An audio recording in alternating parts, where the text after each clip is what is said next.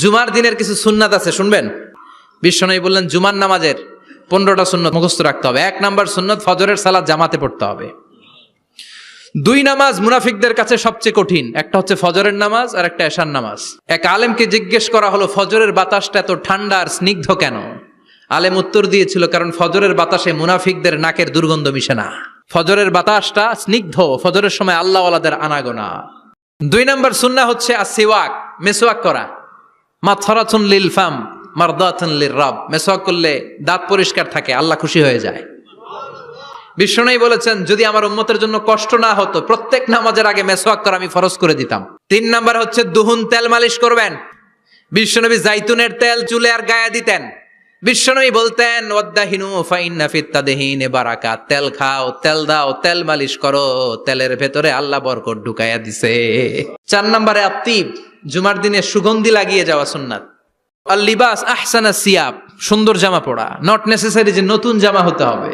ইন্নাল্লাহা জামিল ওয়া ইউহিব্বুল জামাল, আল্লাহ নিজে সুন্দর, সৌন্দর্যকে আল্লাহ পছন্দ করেন। এরপরে ইকসারুস সালাহ আলান নবী, বিশ্বনবীর উপর বেশি বেশি দুরূদ পড়া। বিশ্বনবী বলতেন জুমার দিন শ্রেষ্ঠ দিন, এই দিন আমার উপর বেশি বেশি দুরূদ পড়ো। ফাইন্না সালাতাকুম মা'রুদাতুন আলাইয়া, কেননা তোমরা যে আমার উপর দুরূদ পড়ো, আমি মরে যাওয়ার পরে এই দুরূদগুলো কে পাঠিয়েছে তার নাম, তার বাবার নাম সহ ফেরেশতারা আমার কবরে দিয়ে আসে। এরপরে বিশ্বনবী বলতেন জুমার দিনে সূরাতুল কাহাফ পড়বা, কাহাফ পড়া সুন্নাহ। বিশ্বনবী বললেন সূরাতুল কাহাফ যে তেলাওয়াত করবে ইয়াকুনু লাহু নূর, এই সূরাতুল কাহাফ কিয়ামতের দিন তার সামনে বিশাল একটা আলো হয়ে আসবে। এই আলো দিয়ে পুলসিরাত পার হয়ে ওই বান্দা জান্নাতের ভেতরে ঢুকে যাবে। এরপর আত-তাবকির ইলাল মসজিদ, মসজিদে আগে আগে যাওয়া সুন্নাত।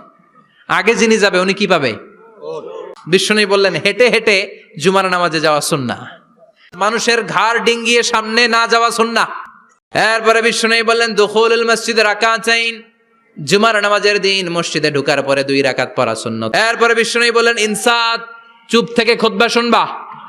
এরপরে মজার একটা কথা বিশ্বনবী বলেছেন জুমার নামাজ পড়তে যে যদি কারো ঘুম আসে জায়গা চেঞ্জ করে বসো। এরপরে বিশ্বনবী বললেন জুমার দিন দোয়া করলে কবুল হয়। এমন একটা সময় আছে জুমার দিনে, ওই সময়ে যদি বান্দা আল্লাহর কাছে কিছু চায় সেটা না দিয়ে খালি হাতে আল্লাহ বান্দারে ফিরাইয়া দেয় না। সেটা কখন?